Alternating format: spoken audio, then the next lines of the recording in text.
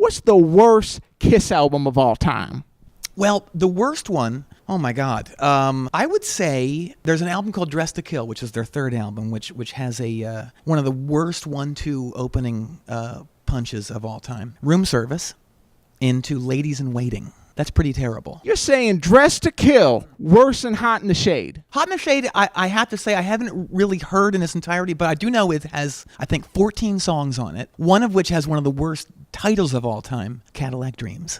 I've never heard it. Yeah, that's where Gene Simmons does a rap. He does? Oh my God. Now you're saying Dress to Kill worse than Carnival of Souls, The Lost Session. All right, I've never heard Carnival of Souls either, nor have I ever heard Sonic Boom. I've never heard Monster. These are latter-day albums, which I've never heard. I don't know if I've heard Unmasked in its entirety. That said, I will buy any book or DVD that has to do with Kiss. Because they're the greatest, right? I wouldn't say that. I would say they're like a little less worse in Insane Clown Posse. Damn. Describe to us the biggest douchebag you went to high school with. There was a guy whose name I don't know, but I was probably 14, and he was rumored to be 19. He was still in school, and I was wearing a Plasmatics button, and I was getting something out of my locker, and he goes, what's that? And I said, it's the Plasmatics. And he said something like, that's that punk shit. And I said, yeah, it's real punk. And I said, what else do you think is punk? And he goes, Devo. And I said, yeah, that's real punk. And with that, he punched me in the stomach. Really bad.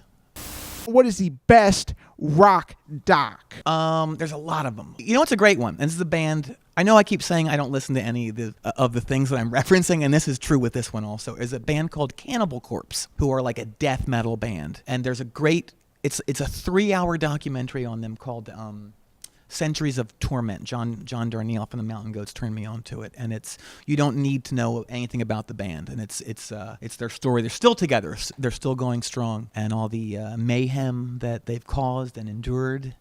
Now, is this true once that you got to jam with Joe Perry at the VMAs? Joe Perry of Aerosmith and the Joe Perry Project. You got to jam with them, right? Don't forget the Hollywood Vampires. Damn, you jammed with that? Oh, he was in the Hollywood Vampires. Still is. Yes, it was. I'll nutshell this. 2009, I got a call from a friend who was putting together a little drum section for the VMAs. Katy Perry is going to sing We Will Rock You to open the show. And Joe Perry is the guitar player. Didn't have much interaction with Joe, but I got to play on the stage at Radio City Music Hall with him. I heard he didn't even, and you can put him on blast, he didn't even know the solo to We Will Rock You. That's true. And, he's got things to do. He's heard the song, I'm sure, but he played his own stuff. You ever into Motley Crue at all? No. And I'll tell you, I never liked Motley Crue, but like all people who don't like Motley Crue, there's one Motley Crue song I do like, and it is, can you guess? Home Sweet Home. No. Close in its not metal-ishness. Is it off of Saints of Los Angeles? No. It's their song that most resembles the Raspberries. Yo, what song's that now? Girl, don't go away mad. Babe, just go away. That one.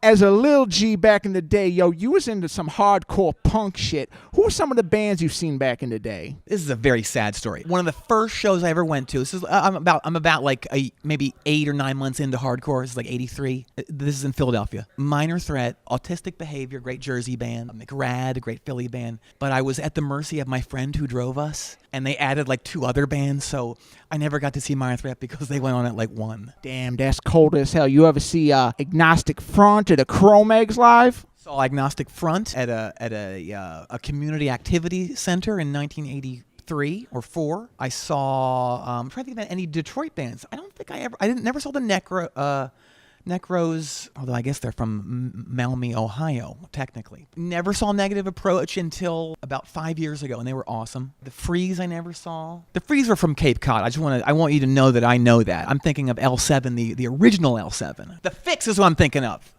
There was a Fix from Detroit, F-I-X, not F-I-X-X.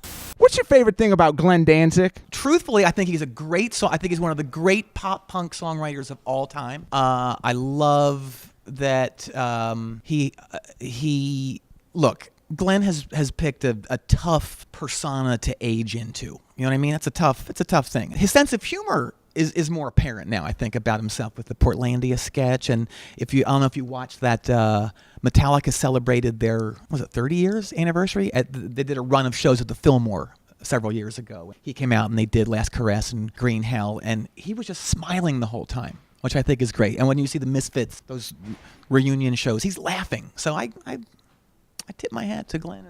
A lot of the Hatchet Nation out there don't know about him. School these juggalos about the comedic brilliance of one Chris Elliott. Chris Elliott, he got his start on the Late Night with David Letterman program in the early, was it the early 80s, I guess? He had a show of his own called Get a Life in the early 90s that only ran for a few seasons, but it's landmark. It's great. And it's the thing that my comedy partner, Tom Sharpling, and I first bonded over, was our love of Chris Elliott and his show Get a Life.